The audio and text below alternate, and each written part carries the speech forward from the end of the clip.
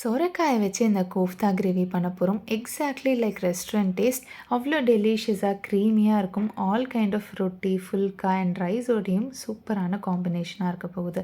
And இதுக்கு நம்ம சொரக்காயை தோல் சீவிட்டு நல்லா துருவி எக்ஸஸ் வாட்டரை ஸ்ட்ரெயின் பண்ணி எடுத்துக்கலாம். இப்போ இதுலேயே நம்ம மேஷ் பண்ண உருளைக்கிழங்கு, கேஷ்யூ நட்ஸ், இஞ்சி, பச்சை மிளகாய், கரம் மசாலா, உப்பு, பைண்டிங்க்கு கார்ன்ஃப்ளவர் எல்லாமே சேர்த்து உருண்டை பிடிச்சிக்கோங்க.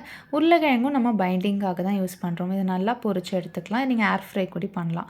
இப்போ கிரேவிக்கு கொஞ்சம் வெண்ணெய், ஹோல் ஸ்பைசஸ், பச்சை மிளகாய், வெங்காயம் நல்லா வதக்கிட்டு இஞ்சி பூண்டு விழுதும் சேர்த்து வதக்கிக்கோங்க. இதிலே தக்காளி, ஊற வச்ச முந்திரி எல்லாம் நல்லா வதங்கினதும் வரமிளகாத்தூள், கலருக்காக காஷ்மீரி சில்லி பவுடர் ஆட் பண்ணிக்கலாம். இதிலே தனியாத்தூள், உப்பு, கொஞ்சம் தண்ணி விட்டு நல்லா கொதிச்சதும் அரைச்சி எடுத்துக்கோங்க.